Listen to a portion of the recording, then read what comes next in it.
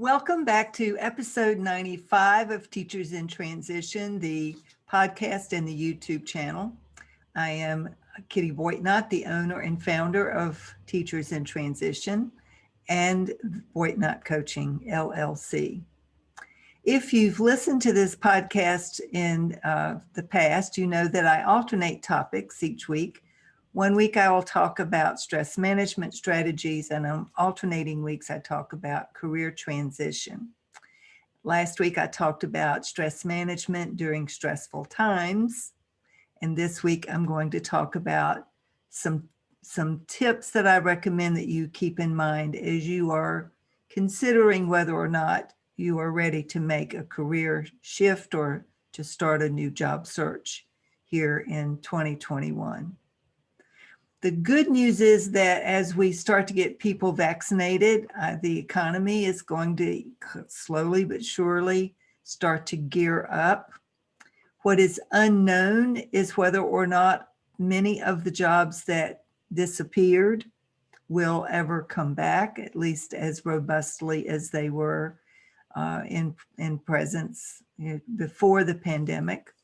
I'm thinking in particular of restaurants and hospitality jobs that may not come back because maybe companies won't need as many individuals in places around the country or the world. That said, surely we will start to see restaurants opening up again, and surely people who are eager to start traveling again will give a boost to the hospitality sector. And there will be other opportunities too, I'm sure, that we haven't foreseen. Jobs that didn't exist a few years ago will start to pop up. That has always been the case, and it's happening more and more often. You know, my previous career coach was fond of saying that every job is temporary and that you are a business of one. Each one of us is a business of one.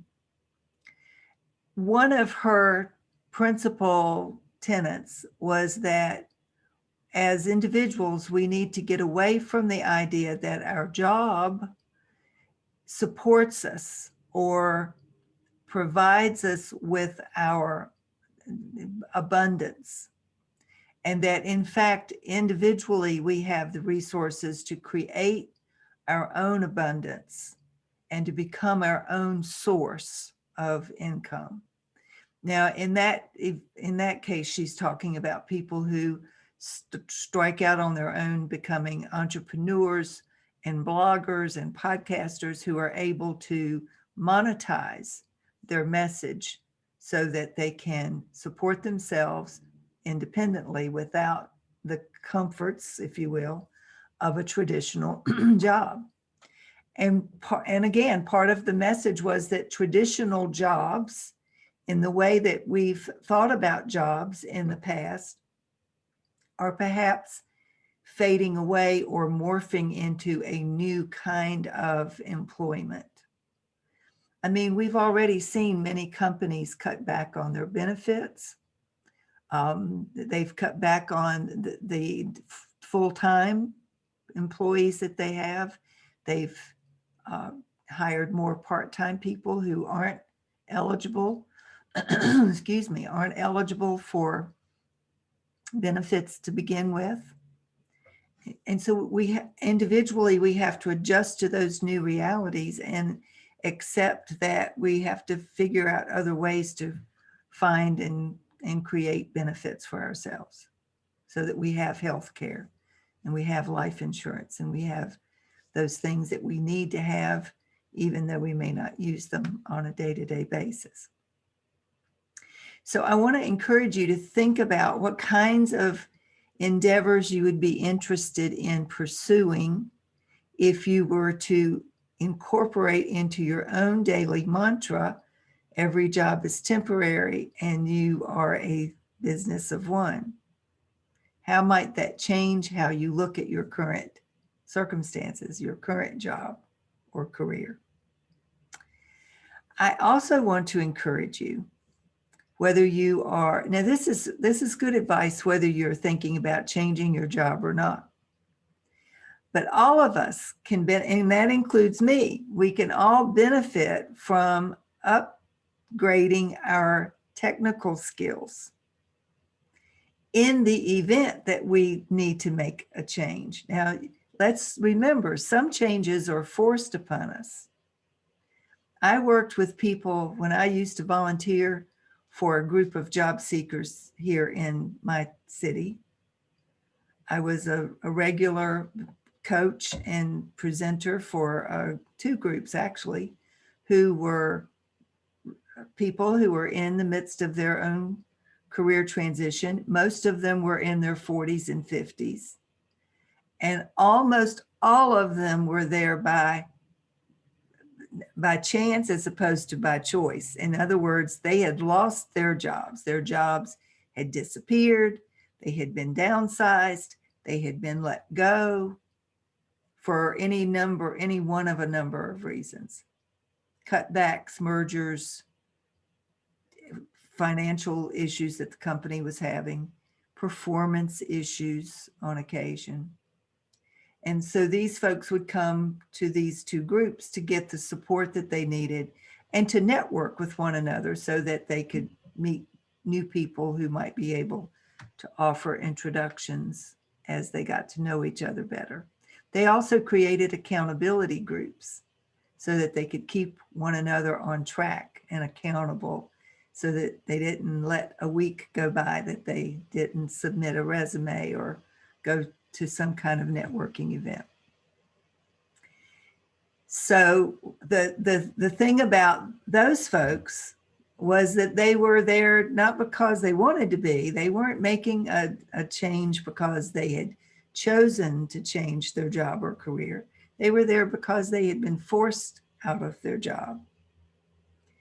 And depending on what was going on with each one of them, it took some longer than others to finally find the right fit. But each week we would have people announcing that they had landed a job, which we would all celebrate.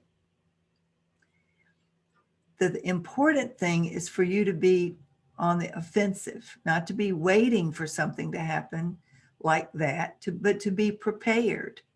And one of the ways that you can prepare yourself is to upgrade your technology skills so that you are on the cutting edge. Now, there are places where you can go to get training. There are workforce opportunities at your local community college or in your county or city where you can go to get training if you want it. And sometimes the training is free. You can also enroll in programs, courses that are not a lot of money on Udemy or Udemy. I still haven't figured out exactly how to say the name, but it's U as in university, D as in David, E as in Edward, M as in Mary, and Y as in yellow.com. Check it out. You can, as a new user, you can get some really good, solid courses for not a lot of money. And if you think you might need to upgrade some of your technology skills before you are ready to make the change, is the time to be doing that. Or as you consider making the change in your career, this is a good time to be doing that. So consider where you might need to boost some of your skills. And as you do that, consider how and where you want to be using those skills. Where do you want to plug them in? So I want to encourage you to also think about the kind of work you would be looking for. That would drive what kind of training you might need to upgrade your skills. Think about the kinds of people you want to work with. Think about the culture of the company you would be interested in working for. Part of the reason that teachers are getting so burnt out is, frankly, the culture inside of their building has become toxic, and it is wearing people down. And I don't know who to blame for the toxicity. I don't know if it's because of the testing or because of the emphasis on accountability. I wonder if it has to do with poor training for principals, because there are way too many principals who are not exhibiting leadership abilities, but are instead using strong arm management strategies, which don't work on teachers. It just drives teachers away. Teachers are looking to be, well, I mean, just about anybody who's working wants to be inspired to do the work, not knocked over the head for not doing something right. So think about that. What kind of culture do you want to work in, and what kind of individual do you want to work for? So you might want to take a look at what is the mission and vision statement of the company that you're looking to transition into. These are important considerations, and often they are considerations that people neglect to take a look at when they're in the midst of a career crisis. So all of these are suggestions for how you approach your job search or your career change, depending on where you might be in the process. The takeaways are to remember that every job is temporary, which means no matter what job you go for, you shouldn't get too attached to it. You need to remember that you are a business of one, which means that you have it within you to provide your own source, your own abundance. And finally, you need to consider, if you were to make a change, what kinds of skills do you need to upgrade or hone? And is there technology that you need to be taking into account that you might need to upgrade those skills as well? So that's it as far as this week's message. Please feel free to email me at kittyboitnott@gmail.com if you have any questions or suggestions for topics moving forward. Please leave a review. I would love for you to do that. It helps people to find this podcast so that they can also benefit from the messages that I offer each week. Do take a look at the show notes. I am getting ready this week to offer 3 separate master classes on Jumpstart Your Job Search for 2021. The first one will be Thursday night, the 21st of January at 7 p.m. The second one will be Saturday, the 23rd of January at 1 p.m. These are Eastern times, by the way. The third presentation will be on Monday, the 25th of January at 4 p.m. Eastern. Now, each of these classes are the same information. I'm just providing them on 3 different occasions in order to accommodate people's schedules. And during the presentation, in case you haven't sat in on one, I'll be talking about the main challenges that job seekers and career changers run into when they first start out, and how to avoid making some of those mistakes. I'll also be promoting my Jumpstart Your Job Search for 2021 program, which is rolling out this month, January 2021. I am preparing to start a new coaching cohort. This will be group 15. I've been group coaching since March of 2017. And the new group will be starting out February 1st.